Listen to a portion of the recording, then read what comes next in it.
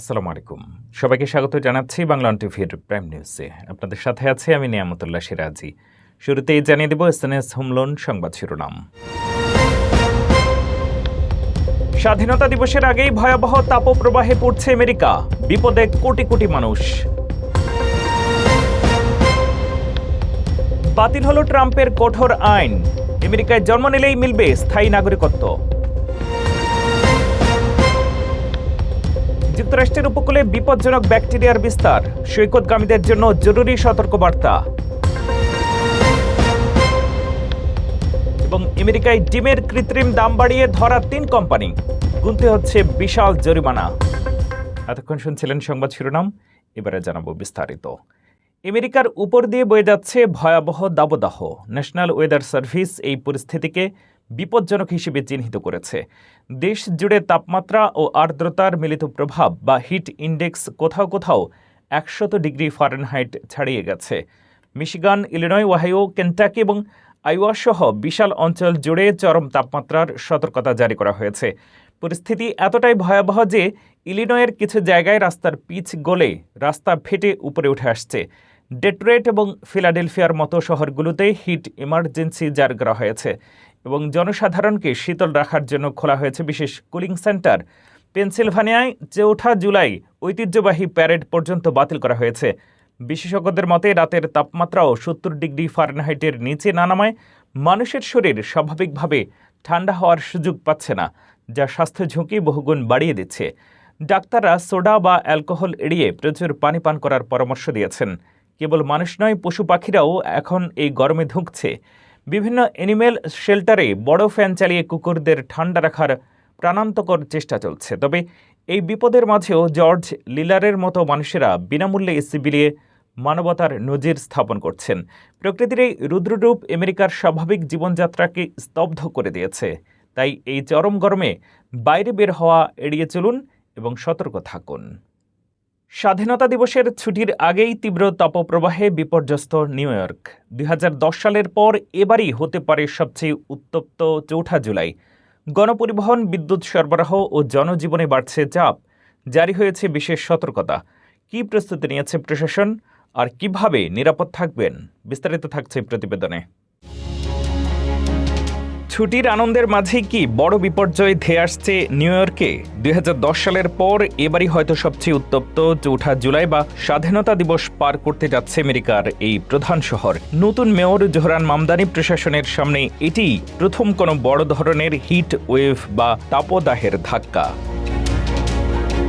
পরিস্থিতি মোকাবেলায় mayor new ইয়র্কবাসী এবং পর্যটকদের জন্য জরুরি সতর্কতা জারি করে বলেছেন, খুব বেশি প্রয়োজন না হলে দুপুরের তীব্র রোদে বাইরে বের হবেন না। তিনি সবাইকেই আগেভাগেই একটি হিট প্ল্যান বা গরম থেকে বাঁচার প্রস্তুতি রাখার পরামর্শ দিয়েছেন, যার সবচেয়ে গুরুত্বপূর্ণ অংশ হল শীতাতপ নিয়ন্ত্রিত ঘরের ভেতরে থাকা। এদিকে এই ব্যবসা আর দম বন্ধ করা গরমে সবচেয়ে বেশি নরক যন্ত্রণা পোহাচ্ছেন সাধারণ যাত্রীরা। নিউ ইয়র্কের সাবওয়ে বা পাতাল রেলের ভেতরের পরিস্থিতি এখন আক্ষরিক অর্থেই শ্বাসরুদ্ধকর।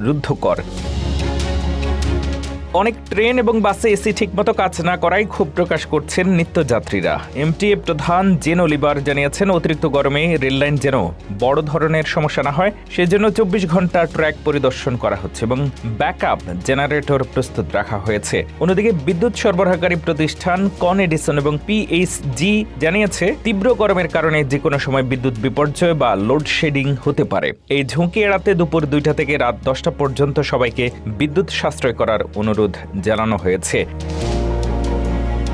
একই সাথে গরমে অতিষ্ঠ তরুণদের জন্য দমকল বাহিনী বৈধ আইডি কার্ড দেখিয়ে ফায়ার হাইড্রেন্টে লাগানো বিশেষ স্প্রিংকলার ক্যাপ সংগ্রহ করার সুবিধা দিচ্ছে, যাতে পানি অপচয় না করে গা ঠান্ডা করা যায়। আপাতত এই চরম গরম থেকে মুক্তির কোনো লক্ষণ নেই। ৪ জুলাইয়ের ছুটির আমেজে যারা বাইরে বের হওয়ার পরিকল্পনা করছেন তাদের সবসময় পানির বোতল সাথে রাখার পরামর্শ দিচ্ছেন আবহাওয়াবিদরা। জন্মসূত্রে মার্কিন নাগরিকত্ব নিয়ে দীর্ঘদিনের বিতর্কে অবশেষে এসেছে ঐতিহাসিক সিদ্ধান্ত। যুক্তরাষ্ট্রের সুপ্রিম কোর্ট স্পষ্ট জানিয়ে দিয়েছে, দেশের মাটিতে জন্ম নেওয়া শিশুর নাগরিকত্ব নিয়ে কি হবে। এ রায়ে স্বস্তি পেয়েছেন লাখো অভিবাসী পরিবার। আবার নতুন করে শুরু হয়েছে রাজনৈতিক বিতর্ক। কি বলছে আদালত আর এর প্রভাব কি হতে পারে, বিস্তারিত জানুন রিপোর্টে। জন্মসূত্রে নাগরিকত্ব নিয়ে বহুদিনের বিতর্কে ঐতিহাসিক রায় দিয়েছে মার্কিন সুপ্রিম কোর্ট। আদালতের সংখ্যাগরিষ্ঠ বিচারপতিরা স্পষ্ট করে বলেছেন, যুক্তরাষ্ট্রের মাটিতে জন্ম নেওয়া শিশু নাগরিকত্ব পাওয়ার অধিকারী। তার বাবা মা দেশে বৈধভাবে থাকুন, অবৈধভাবে থাকুন কিংবা অস্থায়ী ভিসায় অবস্থান করুন না কেন। এই রায়ের ফলে প্রেসিডেন্ট ডোনাল্ড ট্রাম্পের দ্বিতীয় মেয়াদের শুরুতে জারি করা সেই নির্বাহী আদেশ কার্যত বাতিল হয়ে যায়, যেখানে অবৈধ বা অস্থায়ী অভিবাসীদের সন্তানদের জন্মসূত্রে মার্কিন নাগরিকত্ব না দেওয়ার চেষ্টা করা হয়েছিল। প্রধান বিচারপতি জন রবার্টস তাঁর রায়ে বলেন, মার্কিন সংবিধানের 14 সংশোধনের মূল উদ্দেশ্য ছিল যুক্তরাষ্ট্রে জন্ম নেওয়া এবং দেশটির আইনের আওতায় থাকা প্রত্যেক ব্যক্তিকে নাগরিকত্ব সাংবিধানিক নিশ্চয়তা দেওয়া। তাঁর ভাষায়, আদালত নতুন কোনো নীতি তৈরি করেনি, বরং দীর্ঘদিনের সাংবিধানিক ব্যাখ্যাকেই পুনর্ব্যক্ত করেছে। তবে এই রায়ে তীব্র ভিন্নমত দেন বিচারপতি ক্লারেন্স থমাস। তার মতে, শুধু যুক্তরাষ্ট্রে জন্ম নেওয়াই নাগরিকত্বের জন্য যথেষ্ট নয়। শিশুর বাবা মায়েরও যুক্তরাষ্ট্রের সঙ্গে স্থায়ী বা গভীর রাজনৈতিক সম্পর্ক বা আইনগত অবস্থান থাকা উচিত। তিনি দাবি করেন, 14 সংশোধনী মূলত গৃহযুদ্ধ পরবর্তী সময়ে মুক্তিপ্রাপ্ত দাসদের নাগরিকত্ব নিশ্চিত করার উদ্দেশ্যেই প্রণীত হয়েছিল। অন্যদিকে বিচারপতি কেটানজি ব্রাউন জ্যাকসন থমাসের ব্যাখ্যাকে সরাসরি প্রত্যাখ্যান করেন। তিনি বলেন, পুনর্গঠন পর্বের সংশোধনীগুলোর লক্ষ্য ছিল শুধু একটি নির্দিষ্ট গোষ্ঠীকে অধিকার দেওয়া, বরং জাতিগত বৈষম্য, সামাজিক শ্রেণীভেদ ও বঞ্চনার অবসান ঘটিয়ে সবার জন্য সমান সাংবিধানিক অধিকার নিশ্চিত করা। বিশ্লেষকদের মতে, এই রায় জন্মসূত্রে নাগরিকত্বের সাংবিধানিক ভিত্তিকে আরও শক্তিশালী করল এবং ভবিষ্যতে এ বিষয়ে নতুন করে নির্বাহী আদেশ দিয়ে পরিবর্তন আনা আরও কঠিন হয়ে যাবে। গ্রীষ্মের ছুটিতে সমুদ্র সৈকতে মানুষের ভিড় বাড়তেই নতুন করে উদ্বেগ বাড়িয়েছে এক প্রাণঘাতী ব্যাকটেরিয়া। যুক্তরাষ্ট্রের একাধিক উপকূলে শনাক্ত হওয়া এই জীবাণু নিয়ে সতর্ক করেছে স্বাস্থ্য কর্তৃপক্ষ। বিশেষ করে যাদের শরীরে কাটা বা ক্ষত রয়েছে তাদের জন্য ঝুঁকি আরও বেশি। কি বলছেন বিশেষজ্ঞরা? দেখুন বিস্তারিত রিপোর্টে।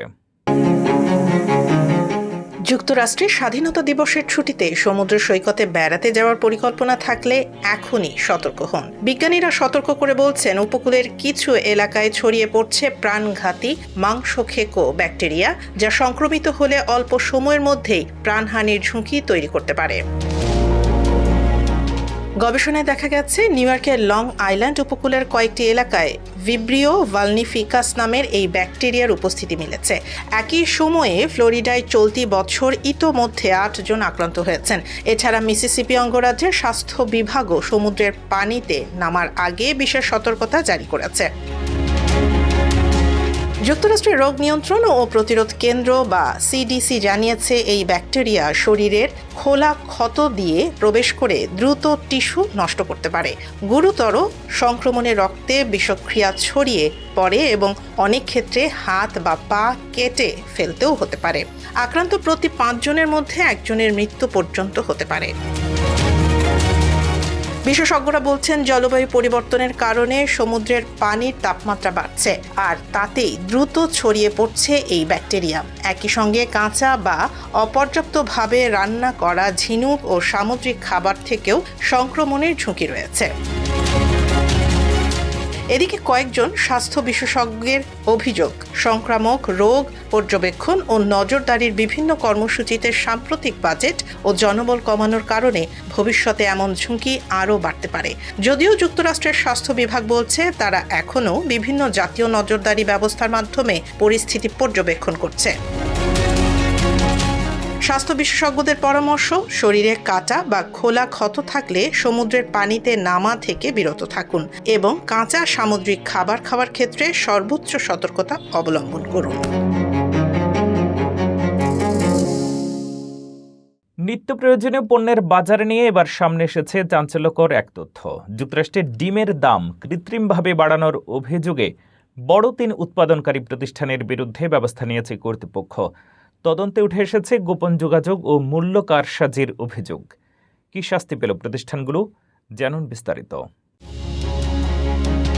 যুক্তরাষ্ট্রের ডিমের দাম কৃত্রিমভাবে বাড়িয়ে কোটি কোটি ভোক্তার কাছ থেকে অতিরিক্ত অর্থ আদায়ের অভিযোগে বড় 3 ডিম উৎপাদনকারী প্রতিষ্ঠানের বিরুদ্ধে কঠোর ব্যবস্থা নিয়েছে দেশটির বিচার বিভাগ। সমঝোতা চুক্তির আওতায় প্রতিষ্ঠানগুলোকে $33 লাখ জরিমানা দেওয়ার পাশাপাশি 5,30 লাখ ডিম দান করতে হবে।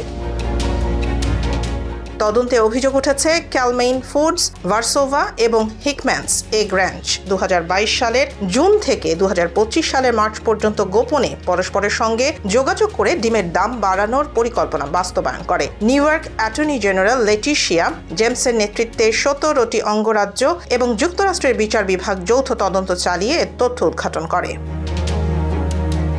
তদন্তে আরও জানা যায় 2022 সালের ডিসেম্বর মাসে হিকম্যানসের প্রধান নির্বাহী অন্য 2 প্রতিষ্ঠানের কর্মকর্তাদের ইমেইল করে ডিমের উচ্চ দর ধরে রাখার আহ্বান জানান। সেই সময় বার্ড ফ্লুর কারণে ডিমের সরবরাহ কমে যায় এবং বাজারে দাম রেকর্ড উচ্চতায় পৌঁছে। পরিস্থিতির সুযোগ নিয়ে প্রতিষ্ঠানগুলো বাজারে মূল্য কারসাজি করেছে বলে অভিযোগ তদন্তকারীদের।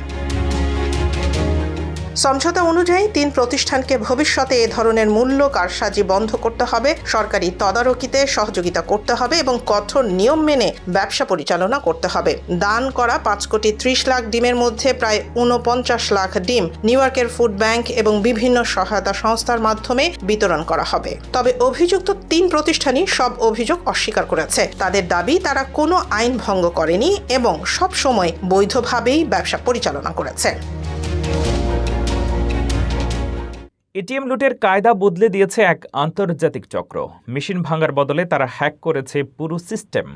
মাত্র 2 সপ্তাহে কোটি টাকার সমপরিমাণ অর্থ চুরি করে শেষ পর্যন্ত এফবিআই এর হাতে ধরা পড়েছে তারা। পুরো ঘটনার বিস্তারিত থাকছে প্রতিবেদনে। সিনেমার গল্পকেও হার মানানো এক হাইটেক এটিএম ডাকাতির ঘটনা ঘটেছে যুক্তরাষ্ট্রে। কোনো রকম অস্ত্র বা পাসওয়ার্ড ছাড়াই বিশেষ ম্যালওয়্যার ও হার্ডওয়্যার ব্যবহার করে এটিএম বুথ থেকে লাখ লাখ ডলার বের করে নিয়েছে একটি আন্তর্জাতিক চক্র। জ্যাকপটিং নামের এই অভিনব জালিয়াতির মাধ্যমে কানেকটিকাট অঙ্গরাজ্যের একাধিক বুথ থেকে মাত্র 2 সপ্তাহে 5,20,000-এরও বেশি ডলার হাতিয়ে নিয়েছে তারা। তবে শেষ রক্ষা হয়নি। এফবিআই এর জালে ধরা পড়েছে এই চক্রের 4 সদস্য। এফবিআই জানিয়েছে গত বছরের আগস্ট মাসে কানেকটিকাটের I-95 হাইওয়ের বিভিন্ন রেস্ট স্টপে থাকা এটিএম বুথগুলোকে নিশানা বানায় এই চক্রটি। বিশেষ প্রযুক্তির সাহায্যে এটিএম এর সিস্টেম হ্যাক করে সেগুলোকে অনবরত টাকা উগরে নিতে বাধ্য করত তারা। তদন্তে জানা গেছে তারা মোট 8টি এটিএম বুথ থেকে সফলভাবে $5,29,000 চুরি করে। এর মধ্যে ফেয়ারফিল্ডের একটি রেস্ট স্টপ থেকেই এক দফায় সর্বোচ্চ $1,36,000 হাতিয়ে নেয় এই হ্যাকার দল। চুরির সময় ধরা ছোঁয়ার বাইরে থাকতে এই চক্রটি অবলম্বন করত এক অদ্ভুত কৌশল। একই বুথে বারবার টাকা তুলতে যাওয়ার সময় সন্দেহ এড়াতে তারা অনবরত নিজেদের পোশাক পরিবর্তন করত। এমনকি সফল চুরির পর আনন্দের চোটে নিজেদের মোবাইলে টাকার পাহাড়ের ছবিও তুলে রেখেছিল তারা, যা পরবর্তীতে তাদের কাল হয়ে দাঁড়ায়। সিসিটিভি ফুটেজ, অ্যাপল অ্যাকাউন্ট এবং সেলফোন ট্র্যাকিং ডেটার সূত্র ধরে এই চক্রের 4 সদস্যকে শনাক্ত ও গ্রেফতার করে ফেডারেল গোয়েন্দারা। গ্রেফতারকৃতরা হলেন ইউক্লিডিস এতিনারা, উইলিয়ান ফ্লোরেস, আলবার্তো আরভিয়া এবং লুইস আরভিয়া। প্রসিকিউটররা জানিয়েছেন তারা সবাই যুক্তরাষ্ট্রে বসবাস করলেও মূলত ভেনিজুয়েলার নাগরিক। বর্তমানে তাদের বিরুদ্ধে আন্তঃরাজ্য চোরাই সম্পত্তি পাচার এবং ষড়যন্ত্রের অপরাধে মামলা দায়ের করা হয়েছে। দোষী সাব্যস্ত হলে এই হ্যাকারদের সর্বোচ্চ 15 বছর পর্যন্ত জেল হতে পারে। প্রযুক্তির অপব্যবহার করে ডিজিটাল দুনিয়ায় যেভাবে চুরির নিত্য নতুন ফাঁদ তৈরি হচ্ছে, এই ঘটনা তারই এক জলজ্যান্ত প্রমাণ। নিউ ইয়র্ক শহরের ব্রিজ ও টানেল এলাকায় চালু হয়েছে নতুন স্পিড এনফোর্সমেন্ট ব্যবস্থা। এমটি এর এই প্রকল্পে নির্ধারিত গতির চেয়ে বেশি গতি হলেই ক্যামেরায় ধরা পড়বে যানবাহন। শুরুতে ওয়ার্নিং দেওয়া হলেও পরবর্তীতে কঠোর জরিমানা আরোপ করা হবে। কোথায় কোথায় এই ব্যবস্থা কার্যকর, জানুন বিস্তারিত। নিউ ইয়র্ক সিটির ব্রিজ এবং টানেলগুলোর উপর দিয়ে যারা নির্মাণ কাজের এলাকাগুলোতেও তীব্র গতিতে গাড়ি চালিয়ে পার পেয়ে যেতেন, তাদের জন্য এবার খারাপ খবর। মেট্রোপলিটন ট্রান্সপোর্টেশন অথরিটি বা এমটিএ আনুষ্ঠানিকভাবে চালু করেছে automated work zone speed enforcement কর্মসূচি। এর অধীনে নির্মাণাধীন এলাকায় গতিসীমা অমান্য করলে চালকদের গুনতে হবে বড় অঙ্কের জরিমানা। নতুন এই নিয়ম অনুযায়ী কোনো গাড়ি যদি ওয়ার্ক জোনে নির্ধারিত গতিসীমার চেয়ে ঘন্টায় 10 মাইলের বেশি বেগে চলে, তবে স্বয়ংক্রিয় স্পিড ক্যামেরায় তার ছবি ও লাইসেন্স প্লেট নম্বর রেকর্ড হয়ে যাবে। এই প্রকল্পটির আওতায় পুরো সিটির 9টি গুরুত্বপূর্ণ ব্রিজ এবং টানেলে রাডার ও ক্যামেরা সম্বলিত বিশেষ যান মোতায়েন করা হচ্ছে। এর মধ্যে শুধু ব্রোঙ্কস এলাকাতেই রয়েছে 4টি গুরুত্বপূর্ণ সেতু: Bronx, Wheatstone, Henry Hudson, Robert F Kennedy এবং থ্রগস নেক ব্রিজ।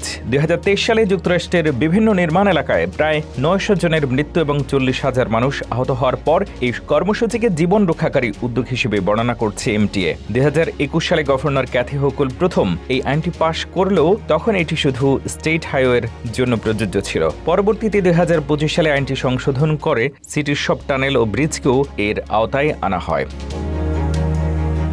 এমটিএ জানিয়েছে প্রথম 30 দিন চালকদের সচেতন করতে কেবল সতর্কবার্তা পাঠানো হবে। তবে এরপর থেকে প্রথমবার নিয়ম ভাঙলে $50, দ্বিতীয়বার $75 এবং পরবর্তী প্রতিবারের জন্য সর্বোচ্চ $100 পর্যন্ত জরিমানা করা হবে। তবে অচলমান অপরাধ হওয়ায় এই জরিমানার কারণে চালকদের ড্রাইভিং রেকর্ড বা ইন্স্যুরেন্সে কোনো প্রভাব পড়বে না।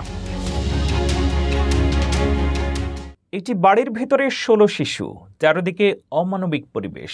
ওহাইও থেকে উঠে এসেছে এমনই এক শিউরে ওঠার মতো ঘটনা। অভিযানে গিয়ে শিশুদের অনেককেই গুরুতর অসুস্থ অবস্থায় পায় পুলিশ। এই ঘটনায় 4 প্রাপ্তবয়স্ককে গ্রেপ্তার করা হয়েছে। কিভাবে উদ্ঘাটিত হলো পুরো ঘটনা আর তদন্তে কি তথ্য মিলছে জানাচ্ছেন আমাদের প্রতিনিধি। সভ্য সমাজের বুকে এ যেন এক আদিম বর্বরতা। যুক্তরাষ্ট্রের ওহাইও অঙ্গরাজ্যের এক প্রত্যন্ত গ্রামে খোঁজ মিলল এক জ্যান্ত নরকের। একটি জরাজীর্ণ ঘরের ভেতর থেকে চরম অবহেলা আর পৈশাচিক নির্যাতনের শিকার 16টি নিষ্পাপ শিশুকে উদ্ধার করেছে পুলিশ। ওহাইওর অ্যাটর্নি জেনারেল অ্যান্ডি উইলসন পুরো ঘটনাটিকে বর্ণনা করতে গিয়ে শিউরে উঠে বলেছেন, এটি আমার ক্যারিয়ারে দেখা সবচেয়ে ভয়াবহ দৃশ্য।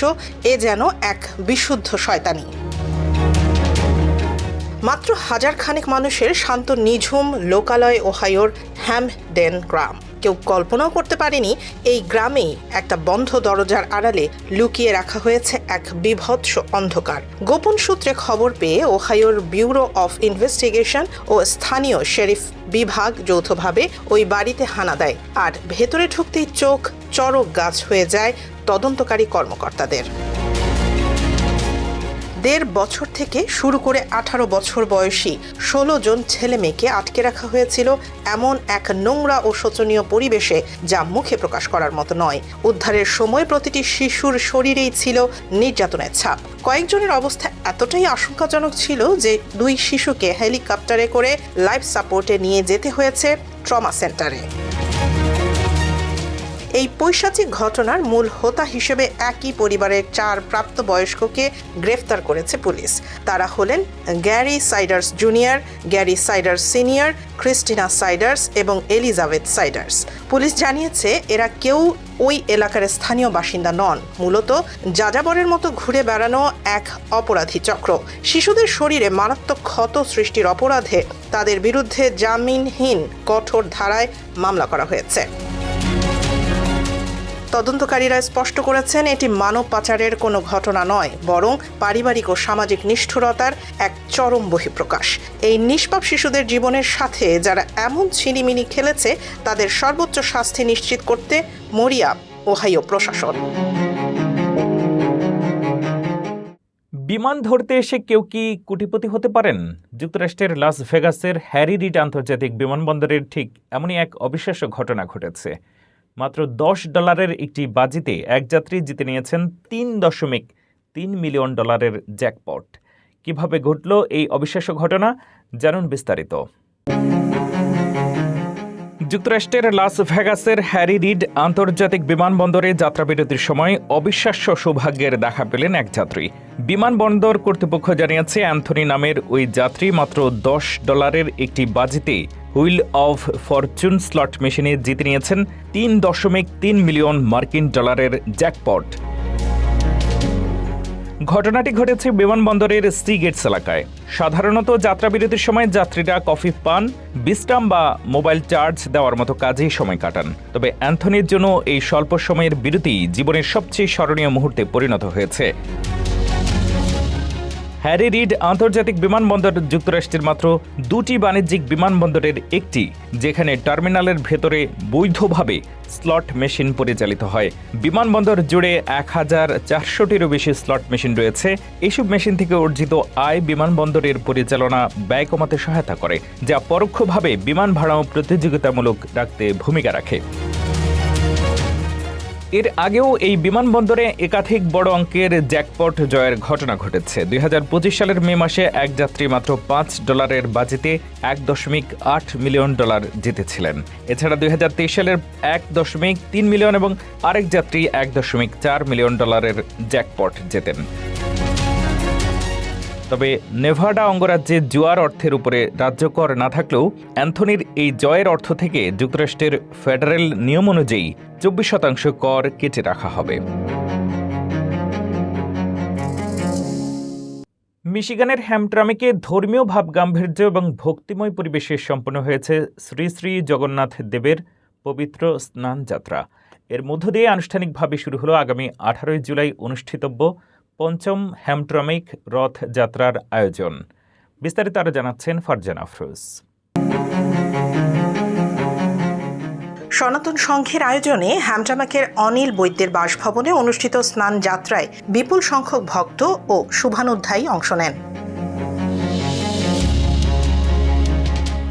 শাস্ত্রবিধি অনুযায়ী পূজারী স্বদেশ সরকার মহাপ্রভু জগন্নাথ, বলভদ্র ও সুভদ্রা দেবীর স্নান, পূজা অর্চনা এবং ধর্মীয় আচার অনুষ্ঠান সম্পন্ন করেন। পরে ভক্তদের মধ্যে প্রসাদ বিতরণ করা হয়। নাম সংকীর্তন, প্রার্থনা ও জয়ধ্বনিতে মুখর হয়ে ওঠে পুরো অনুষ্ঠান।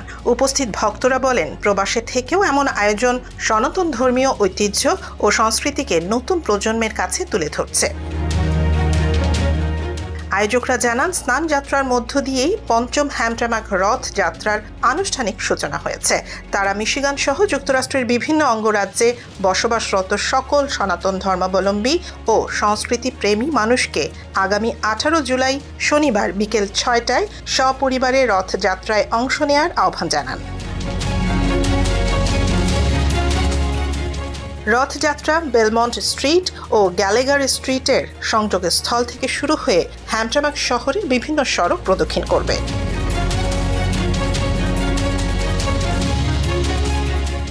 এই ছিল বাংলাওয়ান টিভির প্রাইম নিউজে। পরবর্তী প্রাইম নিউজ দেখার আমন্ত্রণ জানিয়ে শেষ করছি এখানেই। এতক্ষণ সাথে থাকার জন্য ধন্যবাদ।